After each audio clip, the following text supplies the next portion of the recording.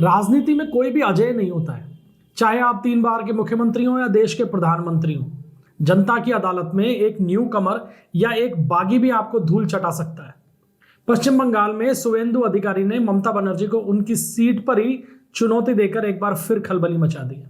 लेकिन क्या आप जानते हैं कि भारतीय राजनीति में ऐसा पहली बार नहीं हुआ है। आज हम आपको बताएंगे इतिहास के वो 7 बड़े मामले जब सत्ता के शिखर पर बैठे सूरमाओं को उनके ही गढ़ में मात मिली। सबसे पहले इस बात की चर्चा कर लेते हैं कि दरअसल ये विषय हमने आज चुना क्यों है।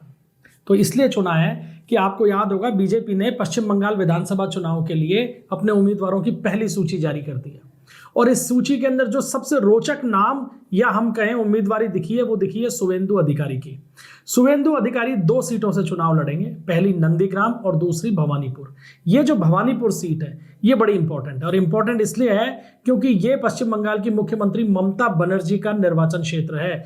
यानी शुवेंदु अधिकारी अब सीधे तौर पर ममता बनर्जी को भवानीपुर में भी चुनौती देंगे। और जिस नंदीग्राम सीट के ऊपर इस समय शुवेंदु अधिकारी एमएलए हैं और वहां से चुनाव लड़ रहे हैं, ये वो सीट है जिस पे 2021 के अंदर उन्होंने ममता बनर्जी को आश्चर्यजनक रूप से चुनाव हरा दिया था। यानी एक सीट पे वो चुनाव हरा चुके हैं और दूसरी सीट के ऊपर अब वो उनके सामने चुनाव मैदान में उतरने जा रहे हैं। अब बात करते हैं उन 7 बड़े मामलों की जिसके अंदर बड़े बड़े धुरंधर उनकी सीटों के ऊपर खेत हो गए। शुरुआत नंदीग्राम से ही कर लेते हैं, पहला केस वहीं का लेते हैं। दरअसल राजनीति के अंदर एक बड़ा रोचक जुमला है कि आपको अगर बड़ा बनना है तो बड़ों को चैलेंज करना पड़ेगा।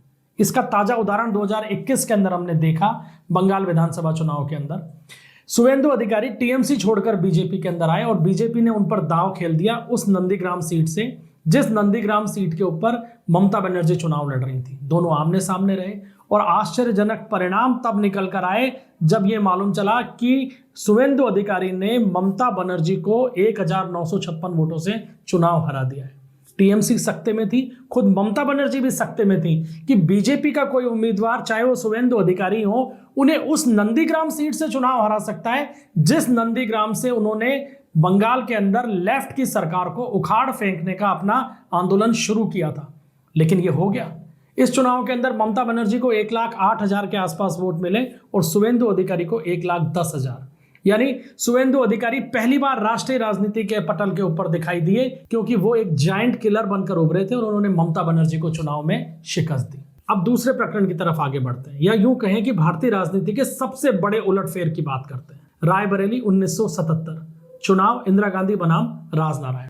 इमरजेंसी के बाद 1977 के चुनाव में जो तत्कालीन प्राइम मिनिस्टर थी इंदिरा गांधी अपनी परंपरागत सीट रायबरेली से चुनाव लड़ रही थी और उनके खिलाफ चैलेंज दिया जनता पार्टी के राजनारायण ने। ये वही राजनारायण थे जिन्होंने 1971 में जो इंदिरा गांधी का निर्वाचन हुआ था उस निर्वाचन को कोर्ट में चुनौती दी थी और इंदिरा गांधी के उस निर्वाचन को कोर्ट ने अवैध घोषित कर दिया था, जिसके बाद भारत में इमरजेंसी लगाई गई। यानी इमरजेंसी लगाई जिस आदेश को लेकर गई थी वो आदेश राजनारायण लेके आए थे कोर्ट से। और बाद में जब 77 में रायबरेली में चुनाव लड़ने इंदिरा गांधी उतरी तो राजनारायण ने उन्हें चैलेंज किया और इस चैलेंज का नतीजा क्या हुआ? नतीजा ये हुआ कि इंदिरा गांधी 55,000 वोटों से चुनाव हार गई। ये इतिहास में पहली बार था जब किसी सिटिंग प्राइम मिनिस्टर को अपनी सीट गंवानी पड़ी थी और सत्ता से बाहर होना पड़ा था। उसके बाद में भी ऐसा कभी नहीं हुआ। लेकिन ये एक बहुत बड़ा उदाहरण था कि जब किसी बड़े नेता को कोई चैलेंज करता है तो वो चैलेंज का परिणाम किस तरीके का निकल के आता है। अब बात करते हैं तीसरे प्रकरण की। तीसरा अगर प्रकरण देखें इस तरीके का हम तो वो नजर आता है हमें दिल्ली विधानसभा चुनाव में 2013। शीला दीक्षित मुख्यमंत्री थी दिल्ली की और अरविंद केजरीवाल एक एक्टिविस्ट के तौर पर उभर के आ रहे थे और इंडिया अगेंस्ट करप्शन का उन्होंने बहुत जबरदस्त तरीके से आंदोलन खड़ा कर दिया था, जिसको अन्ना आंदोलन के नाम से भी हम सब जानते हैं। और उसी आंदोलन के मंच से अरविंद केजरीवाल ने घोषणा की कि मैं मुख्यमंत्री शीला दीक्षित के खिलाफ चुनाव लड़ूंगा। सभी ने केजरीवाल की इस घोषणा को बड़े हल्के में लिया, लेकिन केजरीवाल ने इस ऐलान के साथ ही खुद को एक बड़े नेता के रूप में प्रोजेक्ट करना शुरू कर दिया था क्योंकि उन्होंने चैलेंज किया 3 बार की मुख्यमंत्री को और जो उस समय सत्ता में भी थी। चुनाव हुए और नतीजा क्या निकला? नतीजा ये निकला कि अरविंद केजरीवाल चुनाव जीत गए और शीला दीक्षित करीब 25,000 से ज्यादा वोटों से चुनाव हार गई। केजरीवाल को लगभग 44,000 के आसपास वोट मिले और शीला दीक्षित केवल 18,000 वोटों के ऊपर सिमट गई और इस बड़ी हार के साथ ही शीला दीक्षित का राजनीतिक करियर भी खत्म हो गया और दिल्ली में कांग्रेस की सत्ता भी आगे के लिए समाप्त हो गई। और इस जीत ने केजरीवाल को हिंदुस्तान के अंदर एक बड़े राजनीतिक नेता के रूप में प्रतिस्थापित किया। यानी जो एक एक्टिविस्ट था वो एक बड़ा पॉलिटिकल लीडर बन के उभरा, क्योंकि उसने एक जायंट किलर की भूमिका में अपना काम सफलतापूर्वक किया, एक मुख्यमंत्री को हराया। अब इसी तरीके के प्रकरण को अगर आगे देखें हम, यानी चौथे प्रकरण की अगर हम बात करें, तो आप पश्चिम बंगाल के 2011 के विधानसभा चुनाव को देख सकते हैं। विधानसभा क्षेत्र था जादवपुर। यह महत्वपूर्ण इसलिए है दोस्तों, क्योंकि यह जादवपुर चुनाव क्षेत्र जो था, यह उस समय के मुख्यमंत्री यानी तत्कालीन मुख्यमंत्री बुद्धदेव भट्टाचार्य का था। पश्चिम बंगाल में लेफ्ट की सरकार थी, बुद्धदेव भट्टाचार्य मुख्यमंत्री थे, और उनके खिलाफ टीएमसी ने उतारा उनके ही पूर्व चीफ सेक्रेटरी मनीष गुप्ता को। लोगों को ये लगा कि मनीष गुप्ता पे खेला गया दाव शायद केवल एक फौरी तौर पे, या हम कहें कि एक औपचारिकता भर था, लेकिन ऐसा हुआ नहीं। जब नतीजे निकल के आए तो पता चला कि एक ब्यूरोक्रेट ने तत्कालीन मुख्यमंत्री को चुनाव हरा दिया। मनीष गुप्ता को इस चुनाव के अंदर 1,03,000 से ज्यादा वोट मिले, और बुद्धदेव खुद जो कि सिटिंग चीफ मिनिस्टर थे, वो लगभग 87,000 वोटों के ऊपर सिमट गए। करीब 16,684 वोटों से मनीष गुप्ता ने बुद्धदेव भट्टाचार्य को चुनाव मैदान में चित कर दिया। एक बड़ा धमाका था ये उस समय। और बुद्धदेव भट्टाचार्य की 2011 में जादवपुर में जो ये हार हुई, इसके साथ ही लेफ्ट बंगाल की सत्ता से बाहर हो गया, और ममता बनर्जी के नेतृत्व में टीएमसी बंगाल की सत्ता पे काबिज हो गई। तो आप ये समझ सकते हैं कि बुद्धदेव भट्टाचार्य की जो ये हार थी, ये कितनी बड़ी हार थी। अब अगर हम अगले प्रकरण के ऊपर नजर डालें तो वो आता है, यानी पांचवा जो ऐसा बड़ा मामला है वो आता है उत्तराखंड से। मुख्यमंत्री थे हरीश रावत। 2017 और 2022 के जो उत्तराखंड में विधानसभा चुनाव हुए, उन्होंने हरीश रावत, जो कि बड़े नेता माने जाते थे, उत्तराखंड के चीफ मिनिस्टर भी रहे और केंद्र में भी जिनकी बड़ी दखल मानी जाती थी, उनकी राजनीति खत्म कर दी। कैसे हुई कि 2017 के विधानसभा चुनाव में सिटिंग एमपी रहते हुए हरीश रावत ने 2 सीटों से चुनाव लड़ा, किच्छा और हरिद्वार ग्रामीण, और हुआ क्या, दोनों सीटों से हार गए।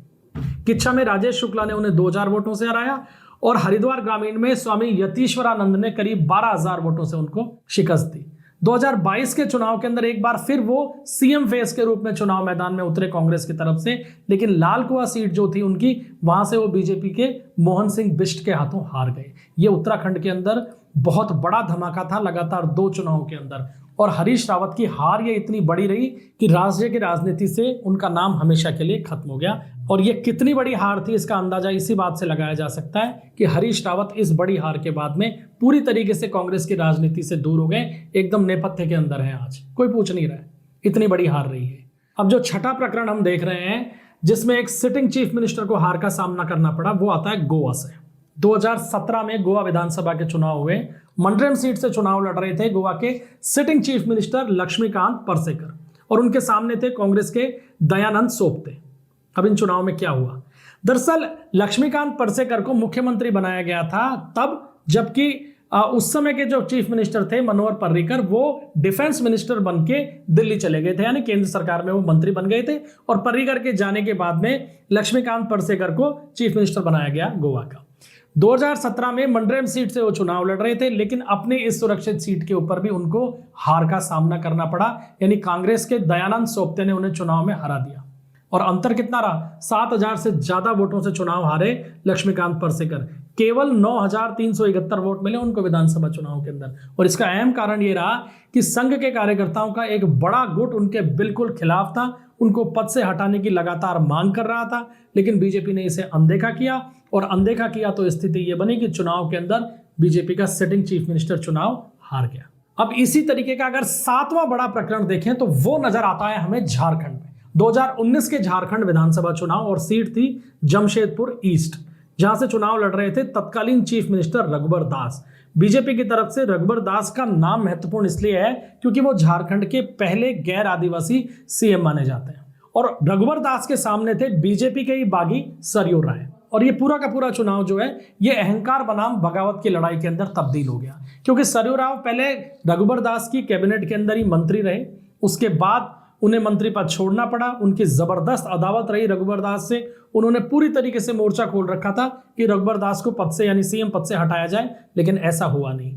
उल्टे हुआ ये कि पार्टी ने सरयू राय का टिकट काट दिया रघुबर दास के दबाव के अंदर, और टिकट कटते ही सरयू राय ने ऐलान कर दिया कि मैं चीफ मिनिस्टर रघुबर दास के सामने ही चुनाव लड़ूंगा। और जब चुनाव लड़ा तो क्या खूब लड़ा, और परिणाम यह निकल कर आया कि सरयू राय ने सिटिंग चीफ मिनिस्टर को 15,833 वोटों के बड़े अंतर से चुनाव के अंदर हरा दिया।